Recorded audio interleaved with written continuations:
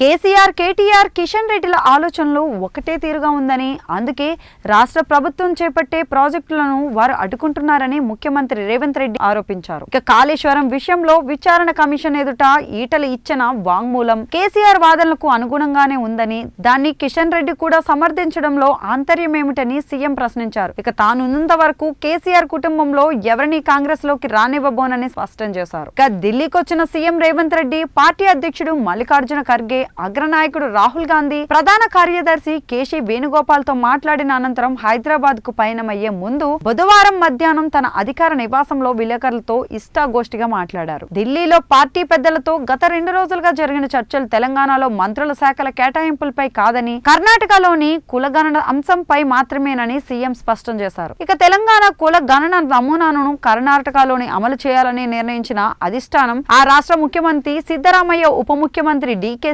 శివకుమార్లతో పాటు తనను పిలిపించి చర్చించిందన్నారు. ఇక రాష్ట్ర మంత్రివర్గంలో కొత్తగా చేరిన వారికి తన వద్ద ఉన్న శాఖలను కేటాయిస్తున్నట్లు చెప్పారు. రాష్ట్రంలో కేసీఆర్, కేటీఆర్, కిషన్ రెడ్డిలు ఆలోచనలు ఒకటే కాబట్టి ఎవరు కులగణన సర్వేలో పాల్గొనలేదు. ఇక కేసీఆర్, కేటీఆర్ ఏం చెబితే కిషన్ రెడ్డి అది చేస్తున్నారు. భాజపా ఎంపీ ఈటల రాజేందర్ కాళేశ్వరం కమిషన్ ముందుకెళ్లి అంతా నిబంధనల ప్రకారమే జరిగిందని చెబితే కిషన్ రెడ్డి దాన్ని సంబంధించారు. ఇక కేసీఆర్ కుటుంబానికి కాళేశ్వరం ఏటీఎం లా మారిందని, ఇదివరకు ప్రధానమంత్రి నరేంద్ర మోదీ, హోంమంత్రి అమిత్ షా చెప్పిన మాటలను కూడా కాదని రాష్ట్ర భాజపా నాయకులు కాళేశ్వరాన్ని సమర్థించడం దేనికి సంకేతం? కేసీఆర్ మెట్రో విస్తరణను వ్యతిరేకిస్తే కిషన్ రెడ్డి కూడా వ్యతిరేకిస్తున్నాడు. కేంద్ర మంత్రులు నిర్మలా సీతారామన్, ప్రహ్లాద్ జోషిలు తమ స్వరాష్ట్ర రాజధానులపై చెన్నై, బెంగళూరుకు మెట్రో ప్రాజెక్టులు తీసుకెళ్తే కిషన్ రెడ్డి మాత్రం హైదరాబాద్ కు మెట్రో రాకుండా అడ్డుపడుతున్నారు. ఇక రాష్ట్రం నుంచి 8 మంది భాజపా ఎంపీలున్నా కానీ ఏనాడు ప్రధానమంత్రిని కలిసి అభివృద్ధి గురించి అడిగిన పాపాన పోలేదు. ఇక తెలంగాణలో పెండింగ్ లో ఉన్న కేంద్ర ప్రాజెక్టుల వివరాలు ప్రధాని నాకు అందించిన వెంటనే